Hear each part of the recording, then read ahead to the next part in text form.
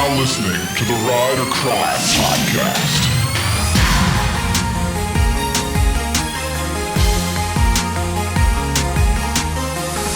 Well, how have you been? I've been good. Yeah. Hanging out, doing whatever I can do. There's not really like a whole lot going on in my life right now. Yeah. We put the record out and that was good, but It's so good. now it's like, I'm thank obsessed. you. I appreciate that. Yeah. It was great to be able to finally put something out, but I also feel like, man, I wonder how much different it would be if we were able to like tour right now and like actually do things surrounding the record. So Yeah, it is what it is. I know. It must be super weird because I feel like your music is so all about the energy of a show. Totally. Yeah. I mean, that's like I think I have a lot of people who come up to me and say like, oh, like I liked your music before, but like seeing it live was like really what like tipped me over the edge of like being like a really like huge fan. I was like, dang, like that's really cool. Thank you.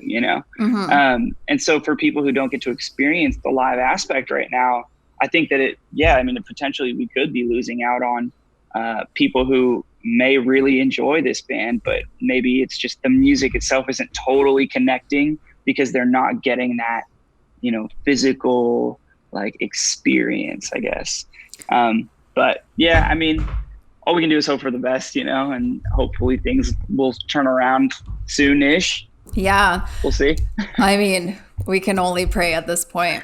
But yeah, I mean, I Straight up. remember I've known about you guys since like pretty early on. I would like to think that I was one of your first fans, but Yeah. probably not because you guys like formed in 2015. But right, and then Yes. Heather sent us Protection probably like very beginning of 2016.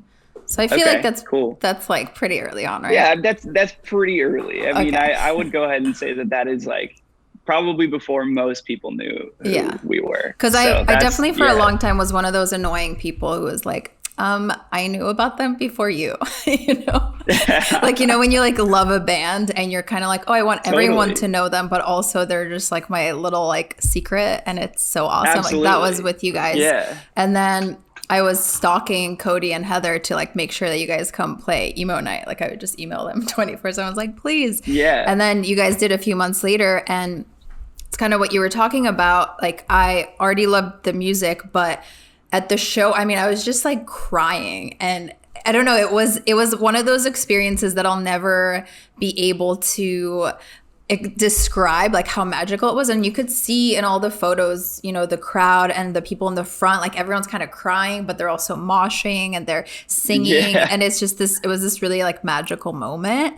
Yeah. And you guys have come back and like you did emo night day with us and all this stuff. And it's just always been such a cool thing to like have you guys at emo night and for people to Yeah. see you for the first time or maybe already be a fan and see you and everything. So yeah. No, we have loved playing emo night. Thank you guys for like allowing us to play so much because it's been like really genuinely playing. I think so. We've played like 3 different emo night events. The Yeah. first one being emo night, the second one being emo night day, and then the third one being like the emo night anniversary. I think I might be wrong about that. I think it was emo night, then the 2nd year anniversary, and then emo night day, which was like And okay. yeah, later. Got it. Okay. Yeah. So, and I still have people come up to me at show. Well, I mean, not really recently, but like, I've had people come up to me and be like, oh, like I saw you guys first at emo night and like, I had never heard of you, but like, it was so good. And then I started listening to your music and now like we come to shows. I'm like, yo, like, that's so cool because I think that emo night is such like a perfect, I think stepping stone for a lot of people. I think some people maybe have kind of grown out of like that emo phase of their life, right? Where when we were all younger and kids, we all listened to the music that everyone spins at emo night. But then maybe as you grow up, you kind of aren't as connected with like the up and comers in the scene, right? And so I think for a lot of people, it was like a really good way for them to like be exposed to like, oh, like who are like the new kids on the block who are like really doing exactly like the type of music that we love and that we've always listened to, but maybe haven't had a chance to like find out about otherwise. So for us to be able to play emo night and like be in front of like a whole new crowd of people who probably didn't know our music, that was like such a cool thing for us. And it was really, I don't know. I've always loved playing emo night. I would love to do it again. Whenever you guys are back up and running, please man, let us know. It would be so fun to hear this new album like that way. Yeah. But yeah, that's why we started that, having bands at the Echo is just exactly what you said, to showcase newer up and coming artists and not just have, you know, the bands that everybody already knows about. So it's been Exactly. and it's been fun for us to hear new music and be introduced to new music as well. So Totally, yeah. but yeah, so I saw you at the Breonna Taylor protest for a moment. Yes. And I literally can't recognize anyone. Like, no matter what, even my friends, sometimes I'll take a photo at a protest and then look back at it the day after, and then I'll see 3 different people in the photo that I took that I know. Yeah, I totally. just can't. So I'm glad that you were able to see me and Ashley. But have you been going out a lot? So I have been gone. I've been out of LA for like most of the summer. Okay. I didn't get back to LA until like 2 weeks ago. And so I went to a couple of protests. Basically, I was in the Northwest with my parents because when shit hit the fan and everything went kind of crazy in LA, I was just like, I'm going to get out and I'm going to go like hang out with my family, because they live like out in like a really like rural area. There's like not very many people around them, and it just felt like the safer thing to do. So yeah, I left. I was in the Northwest for like 5 months. So I didn't like, I was pretty much there through the thick of it, like with George Floyd and like most of the protests that were going on. And there was a few small protests in their area, but it's also an extremely conservative region. And the bulk of the protests were like anti-protest protests, if that makes sense. Yeah. It was just like a bunch of fucking like Trump losers, like just being annoying. Anyway, I did get to go to a couple protests while I was there, and that was awesome. The first of which was actually really big. I mean, like way bigger than I would have expected, because we drove into Washington. My parents live in Idaho, and we drove into Washington for the first protest, and it was fucking huge, which was amazing. But yeah, I mean, after that point, they were definitely much smaller, a little bit more low key. So I missed out on a lot of like the big LA protests, which I was definitely, you know, a little disappointed about, because I would have loved to have been here and been showing my support, and definitely been surrounded by the people and my friends that, you know, I care about, and who also, you know, care about the world and see things similarly to myself, and, you know, that sort of thing. But yeah, since being home, that was the first protest that I had heard of since being back. And I was like, all right, we're going, like, it has to happen. And I think it was great. It was smaller than I was expecting. I think that many of the protests out here have been much bigger than that, or at least it looks like they have been. Oh yeah, they've been way bigger for sure.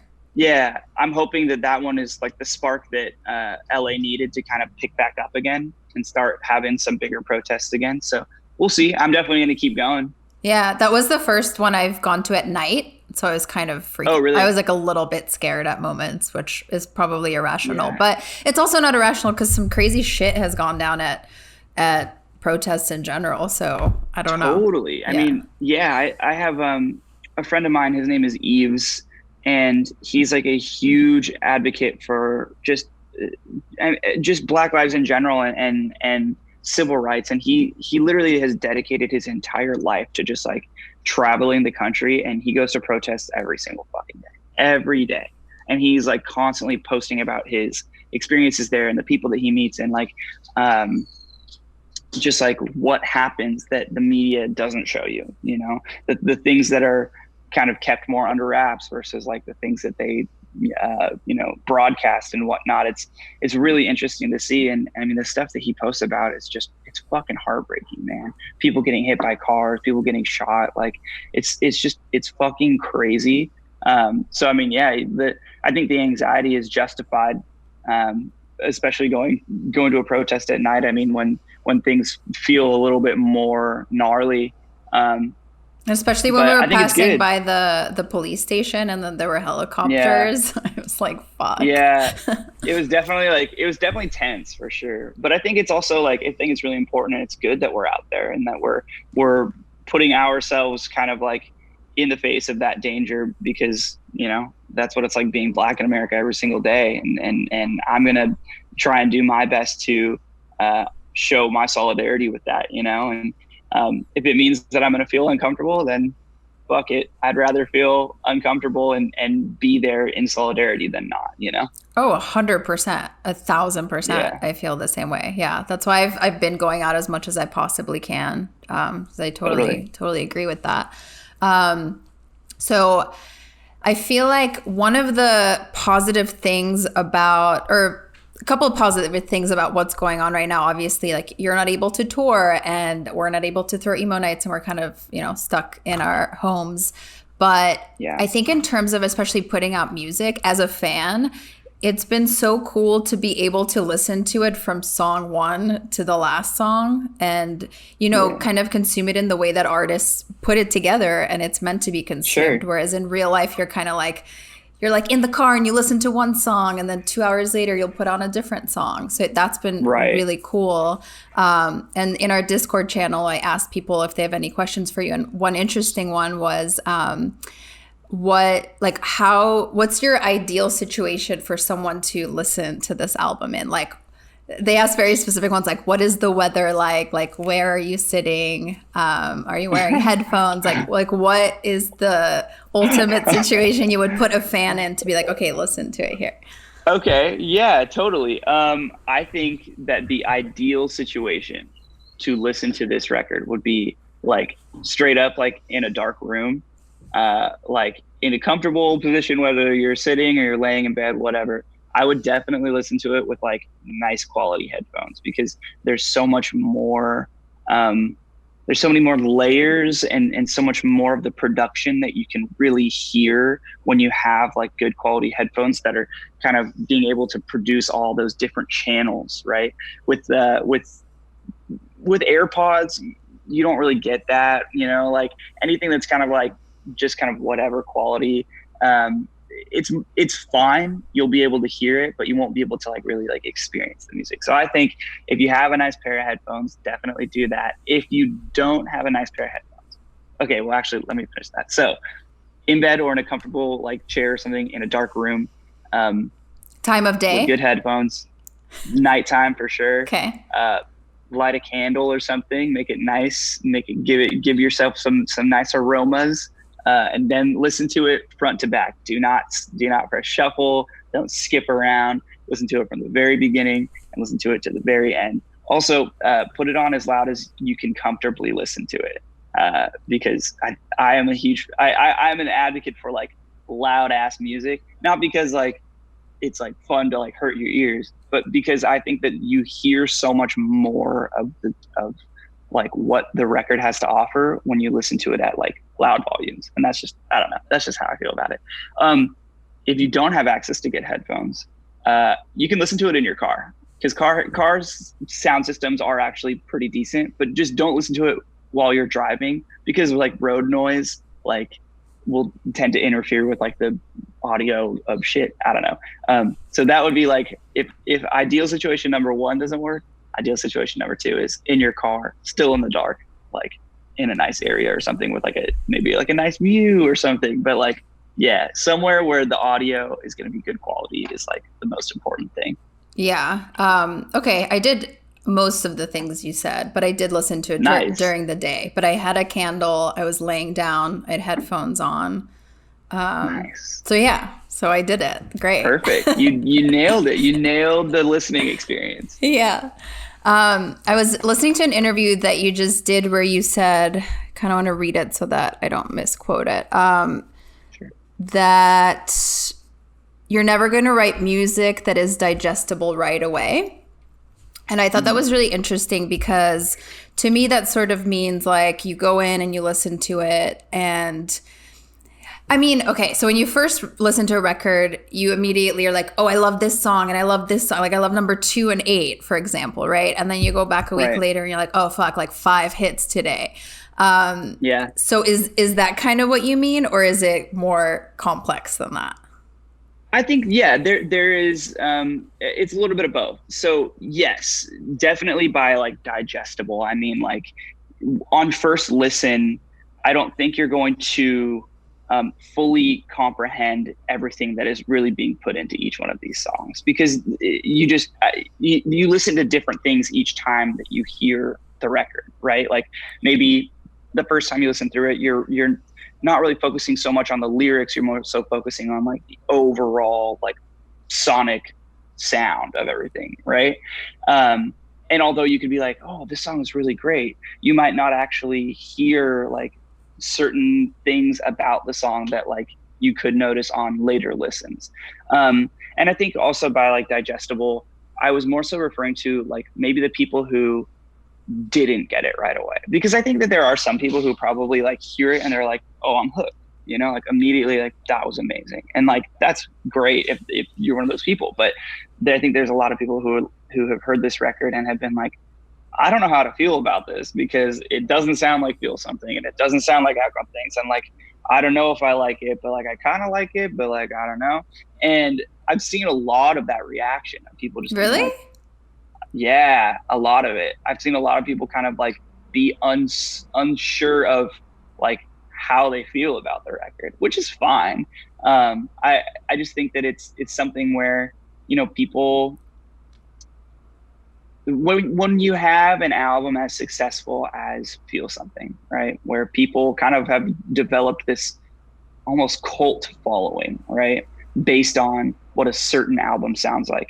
I think there's a level of expectation there, to have the next album be similar or be something that is like still along the same lines or like gives them the same feeling, right?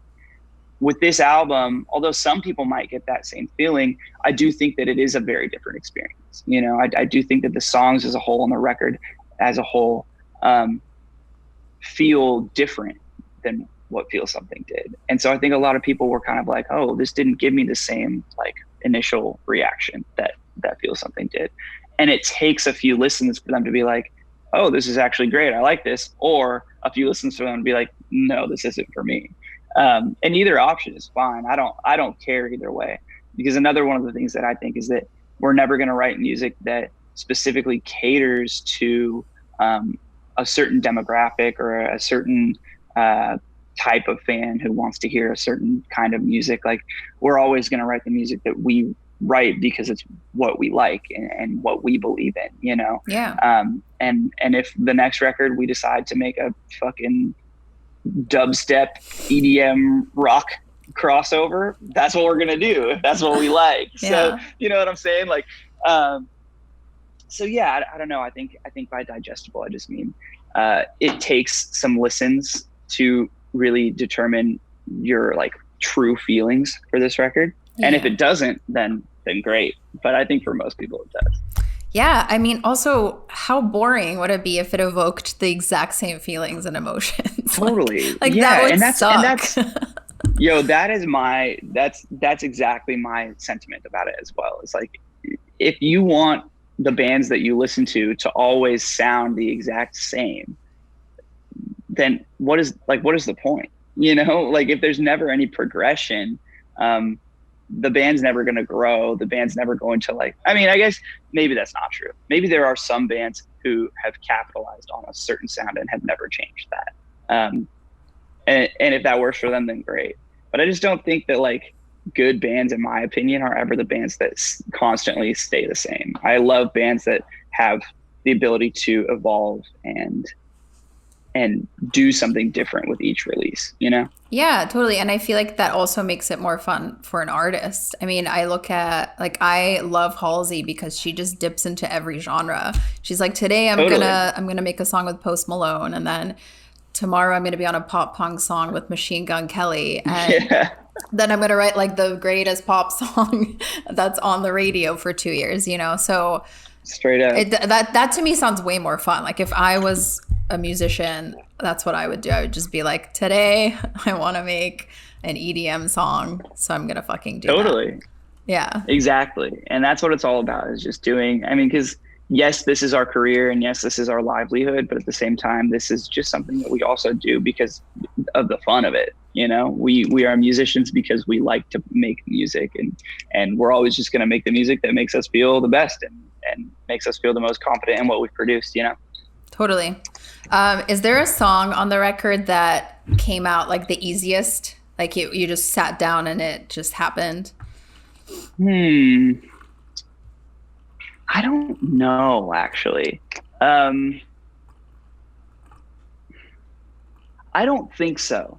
I think that a lot of these songs actually were kind of like slower to like get a vibe for. So how do I explain this? Basically, the guys, what they'll do is like, obviously we'll all get together and like we'll come up with ideas and stuff and like pitch them to one another. Like maybe Ira will have like a guitar riff, or like Spencer will have like some sort of pattern on the drums and he has like an idea for a riff they could go over or something.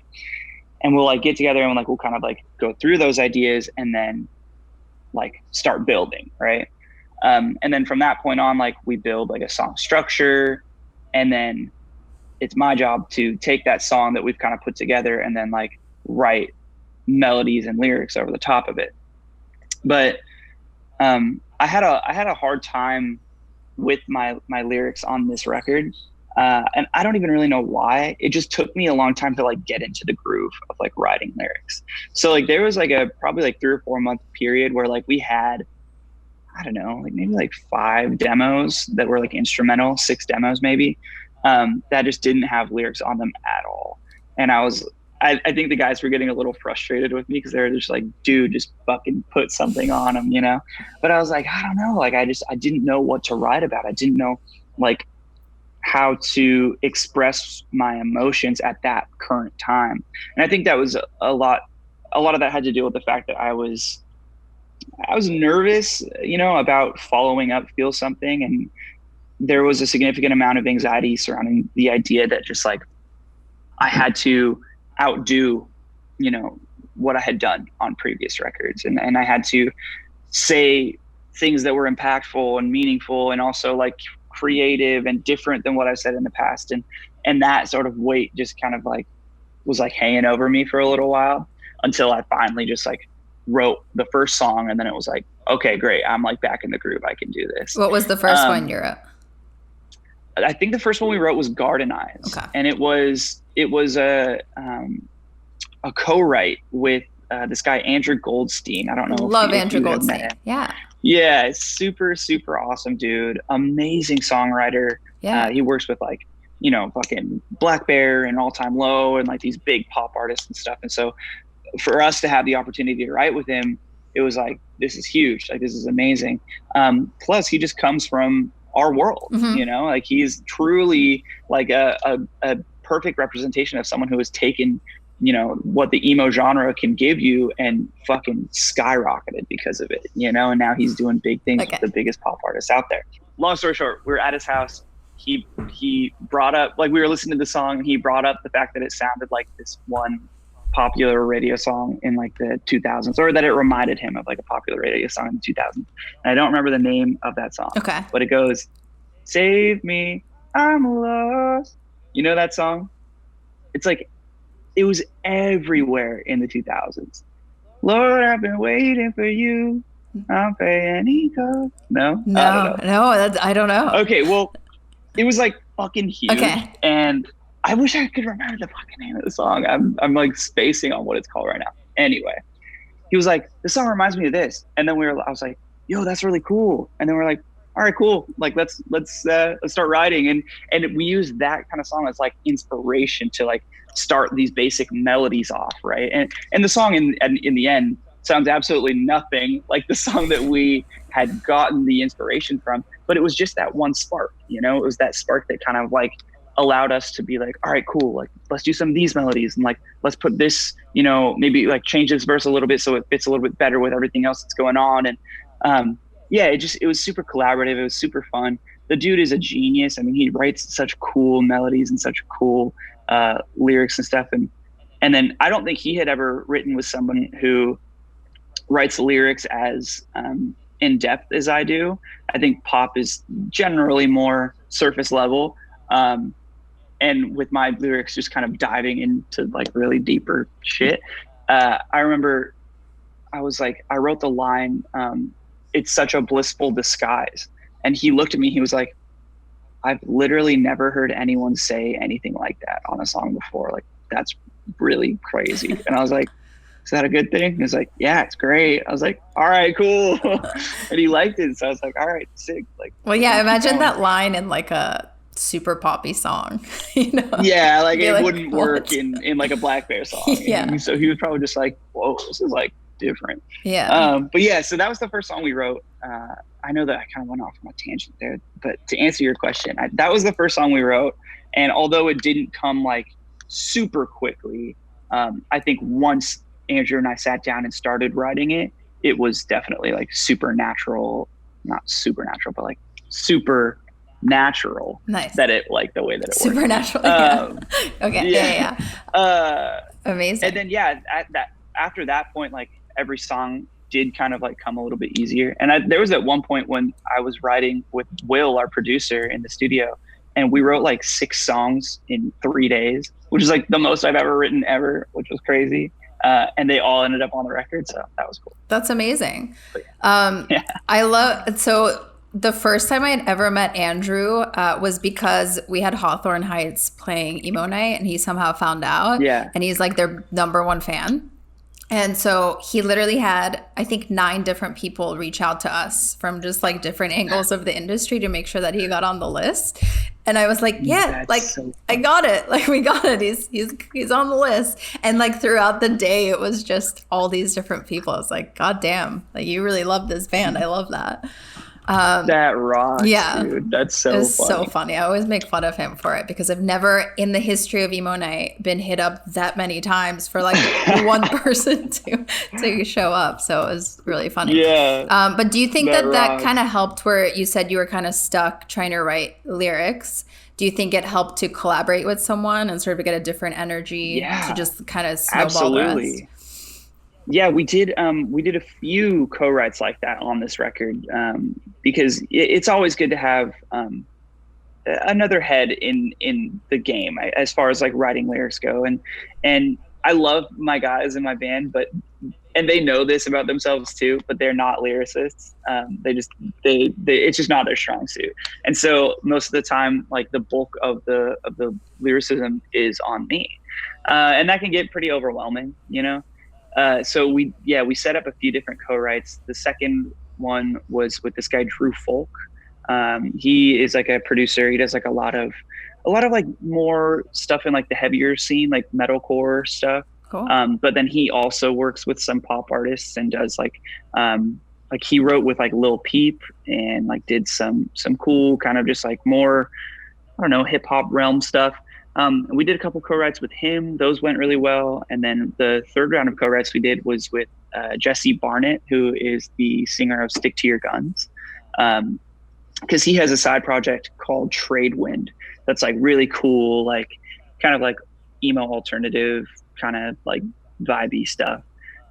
Super, super different from Stick to Your Guns. But every song is just like so good. And we were just like, damn, like, we should hit him up and see if he'd be down to like write together. And so we wrote a couple songs with Jesse, and obviously co-writing with Will, our producer, when we're in the studio is always like a big thing too.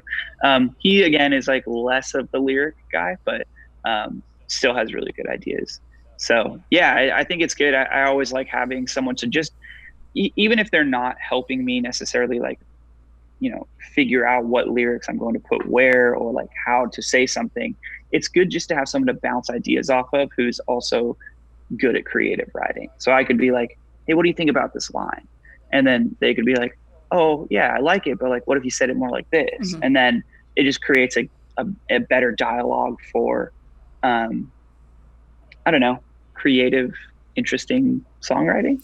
Yeah. Or I feel like even just encouragement, how you said Andrew reacted so positively to that one line, just to have somebody be like, that's sick. You don't get that when you're by yourself and you're maybe feeling discouraged and nothing is coming out. Even just like having someone assure you that you're going in the right direction, I'm sure is super helpful. Yeah, totally. I love that. It's it's awesome. It's cool. I would definitely consider doing some more co-writes on our future albums as well. And I would love to start co-writing with more people in like in the pop realm, because I think it's such a cool avenue to kind of blend the two genres together, you know? Mm-hmm. I think it was like the end of last year you posted your favorite albums or whatever, and I think I saw Julia Michaels in there, right? Oh, I like that would be Julia Michaels. The ultimate collab. Dude, I love her. We saw her at the Fonda? It was either the end of last year. Yeah. Yeah, I was there. Was that this year? No. I can't remember. Oh, actually, I don't know why I'm laughing no as if I'm sure of this, but I feel like it honestly must have been might have been this year. You think? It was either the end of last year, or it was like January of this year. Yeah. Or like maybe I think it might have been. I don't fucking know. I somehow feel like it was like the end of last year, but it was so good. I almost felt like it was like an arena show that somehow got compressed into a Fonda show. I love her. Me too. She's so talented, and she's so good at what she does. And even just like the stuff, like not even her own music, like the music that she writes on for other artists, I can always pick out when it's a Julia Michaels song. Yeah. Like there's a few Selena Gomez tracks that are like heavily written by Julia Michaels. There's a couple Taylor Swift tracks that were written by Julia Michaels. And every time I'm like, that's a Julia Michaels melody. I know that for a fact. And then like I'll go look and she'll be one of the writers credited, and I'm like, I fucking knew it. And yeah, she's so good, man. Yeah. Oh man, that'd be amazing. I would love to write with her. If you know anybody who knows her, let me know. I've been trying to get a hold of her, honestly. I guess not that hard though. I haven't like really tried, but I want her to come to emo night because she's so emo. She's the most emo ever. Like she's more emo than like emo artists. I know, dude. That'd be amazing if she played at emo night. I would die. Oh my god, I would absolutely die. Yeah, she rocks. Yeah, and when Selena Gomez came out, I was just like, this is the coolest thing ever. Yeah, and how and her band, how I don't even know what you would call it. They like switched up their instruments to be in different positions, or what. I don't even know what the technical term for any of that, but I've never seen that before. And they had like choreographed moves and shit. The choreography was crazy. That was something I hadn't seen from a band before either, which was really sick. Yeah. Yeah, no, it was amazing. That show definitely was a highlight. One of my favorite shows that I've been to. Yeah. But yeah, and I remember even that day I was like, oh, I'm kind of tired. Like, I don't know if I want to go because I love her, but I also just go to shows so much. Well, now I miss it, but it's just part of our job and everything, just to make sure we like keep up with everything and go to shows. And so I remember that night I was like, I don't know, like I want to go. And then I'm so glad I went because I was blown away. It's crazy. Yeah. I don't know. I love it. Yeah, totally. I also wanted to talk to you about, I saw that you are diving into the world of tattooing, which is really fucking cool. Yeah. So what has the process of that been like? Like, how long have you wanted to do it, and what's that like? Because I don't even know what goes into any of that. Yeah. So actually, tattooing has the tattoo world and like the community around it is something that I've been involved in for a really long time, just because I love tattooing. I love the culture around it. I love how tattoos look. I love it, everything about it. And it was something that I've been involved with ever since even before I turned 18. I would like go with my friends who are already 18 and like while they would get tattooed and stuff and just hang out in like the shops and stuff and like make friends with the artists and whatever. Oh shoot. Did I just pause? No, you're good. Okay. My screen went black for a second. So I was like, oh my God. Anyway. And so when I was in college, after like before I had the opportunity to play any like music or anything, I was in college studying visual journalism. I was like trying to get my journalism degree so that I could work on like documentary films and stuff. And while I was in college, I went to school in a city called Ventura, which is just like an hour and a half or so north of Los Angeles, a little beach town. and there was like one major tattoo shop like in the city. It was like right on Main Street downtown. And I would just go in there every weekend and get tattooed by their apprentice. His name is Justin. And I just became like really good friends with him. And then also the shop owner, Tanner. And at one point I even like did like a miniature documentary on Tanner for like a class project thing. I don't know. It was one of my assignments in school. And so, yeah, like I just like, I got really close with them. And then at one point Tanner was like, you know, we could maybe have you come work at the shop as like a shop help. And typically like, that's how you kind of get your foot in the door to like start an apprenticeship, is like you start as shop help, and you kind of like do like the bitch work for a while and clean and get coffee for people and whatever, but you pay your dues that way. And then that can lead to like an apprenticeship. And then when you have your apprenticeship, then it's like, all right, cool. Then you really get to like buckle down and learn, and then hopefully eventually become an artist. But I was so busy with school at the time that I was like, there's just no way, there's no way I could dedicate the amount of time that this needs to be able to like actually take it seriously. I mean, yeah, especially going to school for journalism, because I went to school for journalism too. You're not just like going to school and reading books and taking tests. You straight up have to like go out and interview people and film shit and edit it. And it's like a full-time job in itself. Straight up, like every week I was covering somebody else, and it was like we just kind of had to go and find people. We would be given prompts as far as like the types of people that we would be doing like covering stories on. So it would be like, working class or something. And like, that was when I did my little documentary on Tanner, because I considered that working class. I mean, he's busting his ass every day tattooing. Even though he's an artist, it's still like, it's a gnarly job. And so like I did like my documentary on him. We had like basically like different profiles that we had to do on like musicians and stuff. And I don't know, it was crazy. But you're right, journalism is an intense degree to really be able to have any sort of free time with. Yeah. And so anyway, so I didn't end up taking that opportunity, and it was something that I always kind of regretted, because I was like, man, I really wish I had the time to be able to see that through. And then eventually, obviously, I dropped out of college so that I could play music. Movements became a thing. We toured nonstop for like 5 years. And the whole time, obviously, I was still getting tattooed. I was still making friends with tattoo artists around the country. I have a ton of close friends who are tattooers who have been like, well, if you move out to this random state that I live in, that, you can start an apprenticeship out here. And I'm always just like, I would never live there. So why would I do that?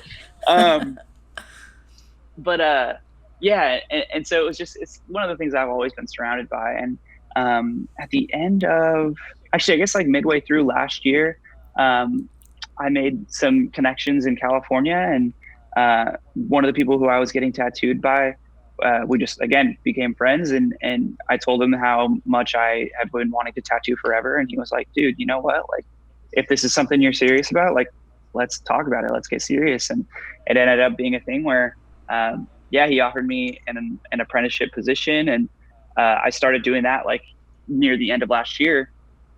And then coronavirus happened, and I was like, fuck, like I was so close, so damn close. And it was something that I didn't want to post about until I felt really ready.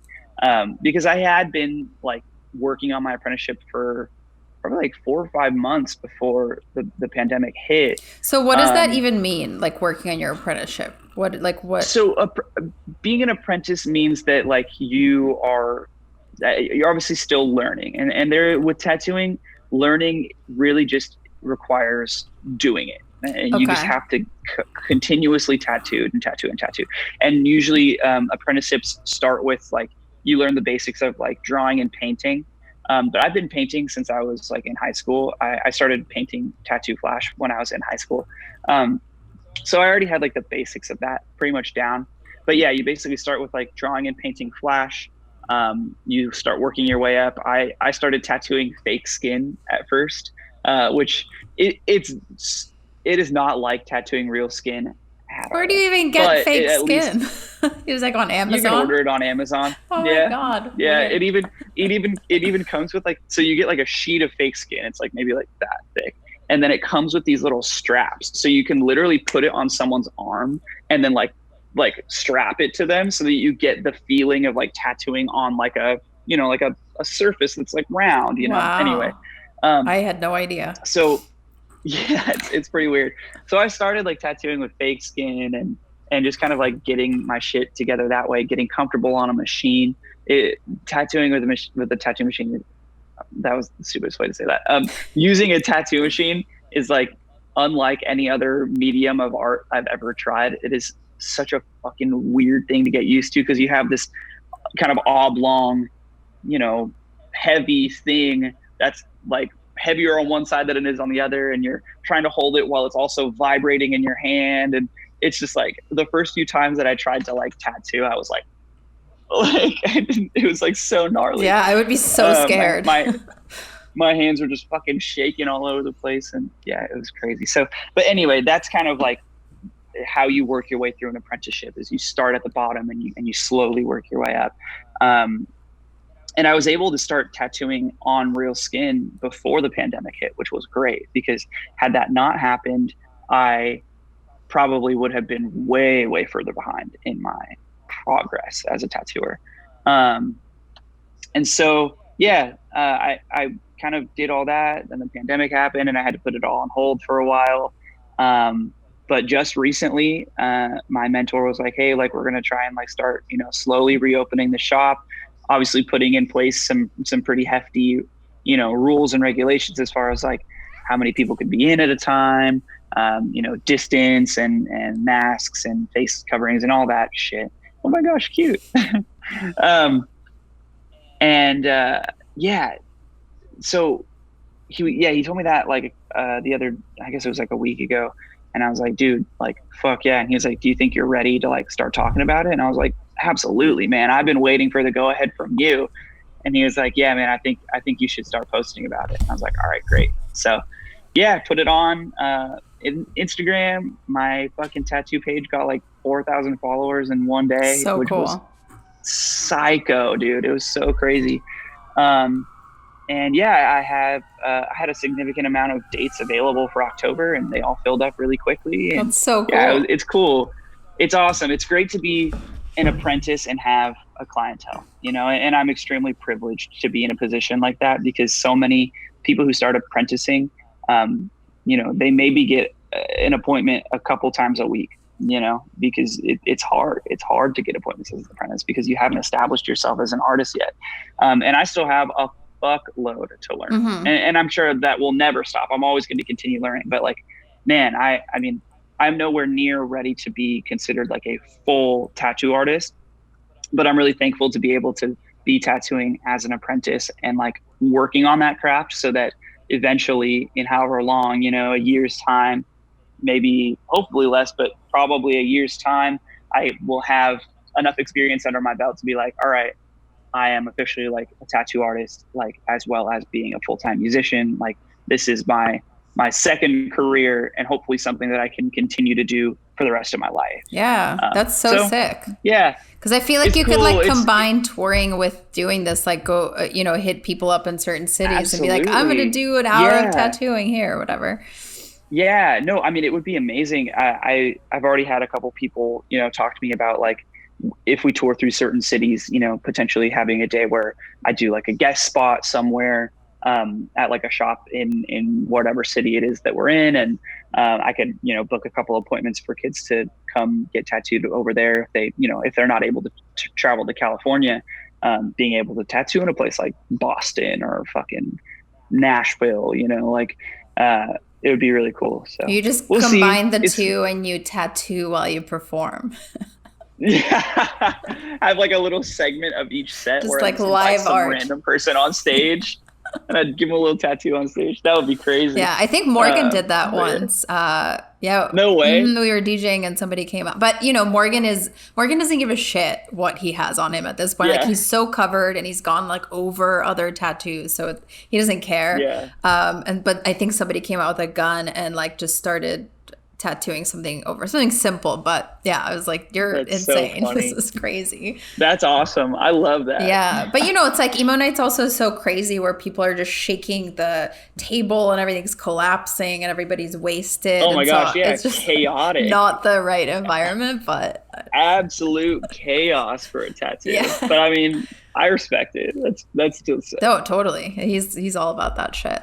Well, that sounds awesome. I feel like once this is all over, because we did this thing once where we teamed up with the tattoo shop and we had anyone who wanted to have a grave tattoo, like our logo, come and like, I think it was like for 4 hours they could come and like get that tattoo. So we could do that with you and do like a part 2. That would be amazing. It'd be so fun. Yeah, that would be so fun. I would love that. Yeah, because we also made a flat, what are they called? Just like a flash sheet or just a flash? Flash sheet. Yeah, so we also had that so people didn't have to get we weren't like, you have to get our logo, but I think there were like 10 options and it was one of the most fun days ever.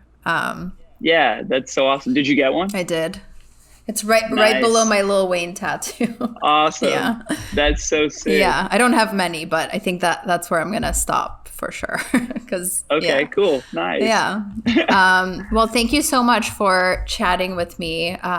This Absolutely. album is so fucking good and I'm so glad you guys put it out. And we'd love to just like have you back at Emo Night whenever shit is real again. Definitely. Yeah. Babs, thank you so much for having me. Obviously, I love you guys, and I totally am stoked to do anything with Emo Night and you all. So Hell yeah. anytime that you guys need anything from us or want us to be participating in anything, we're down. Hell yeah. I love that. Cool. All right. Have a good weekend. Alrighty. Yeah, it's good to talk to you. Stay safe, You too. all right? Bye.